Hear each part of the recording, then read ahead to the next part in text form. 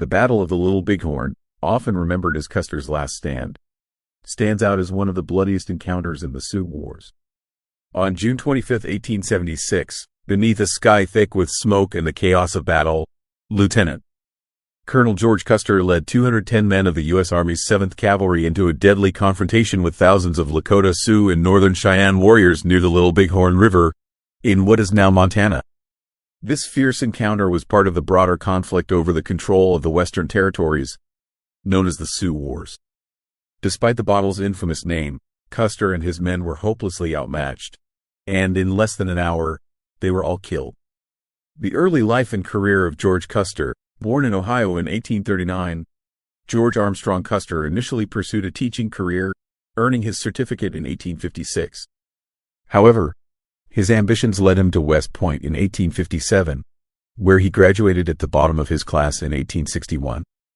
Custer's military career took off during the Civil War, where he served in the Union Army's cavalry and earned a reputation as a brave and effective soldier, fighting in significant battles like the First Battle of Bull Run and Gettysburg. By the end of the war, he had risen to the rank of Major General and commanded a cavalry division. Known for his boldness, Custer was always at the forefront of battle, leading his men with relentless determination. In 1866, he was promoted to lieutenant colonel and took command of the 7th U.S. Cavalry, where he played a prominent role in the Plains Indian Wars. The struggle of the Plains tribes. The Great Plains represented the last stronghold for many Native American tribes as they fought to protect their ancestral lands from the encroachment of settlers.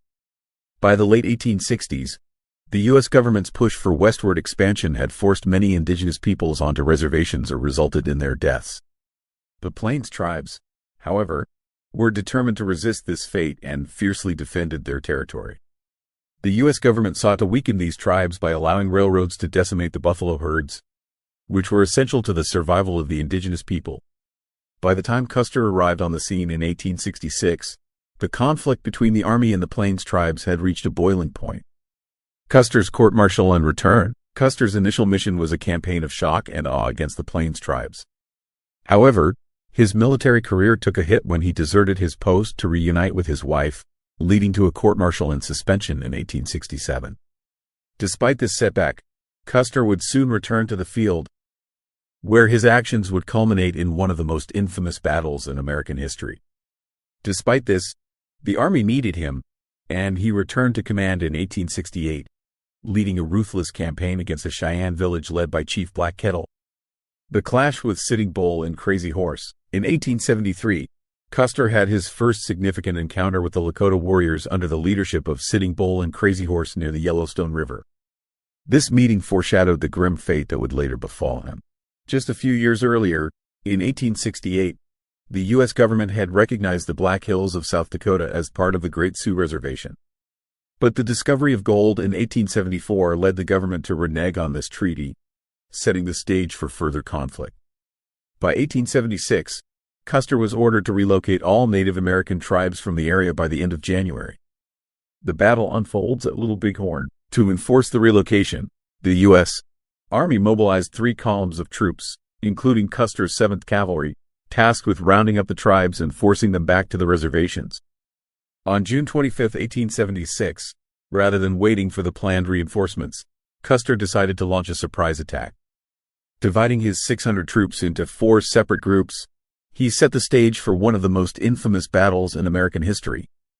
Major Marcus Reno led the initial assault but was quickly overwhelmed and forced to retreat in disorder.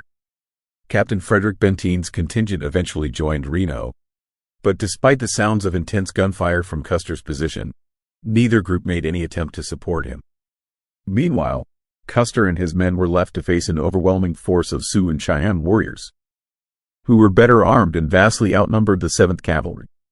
The battle ended with the complete annihilation of Custer and the 210 men under his direct command. The aftermath and historical impact. Though the Native American forces celebrated a significant victory, their triumph was fleeting. The U.S. Army responded with renewed determination, eventually subduing the tribes and forcing them onto reservations. Crazy Horse surrendered in May 1877 and was killed later that year, while Sitting Bull held out until 1881 before surrendering, spending the remainder of his life on the Standing Rock Reservation until his death in 1890. The Battle of the Little Bighorn remains a subject of intense debate. Custer has been criticized for recklessly leading his men to their deaths, while some argue that Major Reno and Captain Benteen share the blame for failing to come to his aid. Despite the controversy, the battle is one of the most memorable events in American history, largely due to the efforts of Custer's widow, Libby, who worked tirelessly to frame her husband as a national hero. The fallen soldiers were hastily buried where they fell, with Custer's remains later reinterred at West Point. A memorial was erected in 1881 to honor those who perished. Regardless of differing opinions, the Battle of the Little Bighorn continues to be a significant and enduring symbol in the narrative of American history.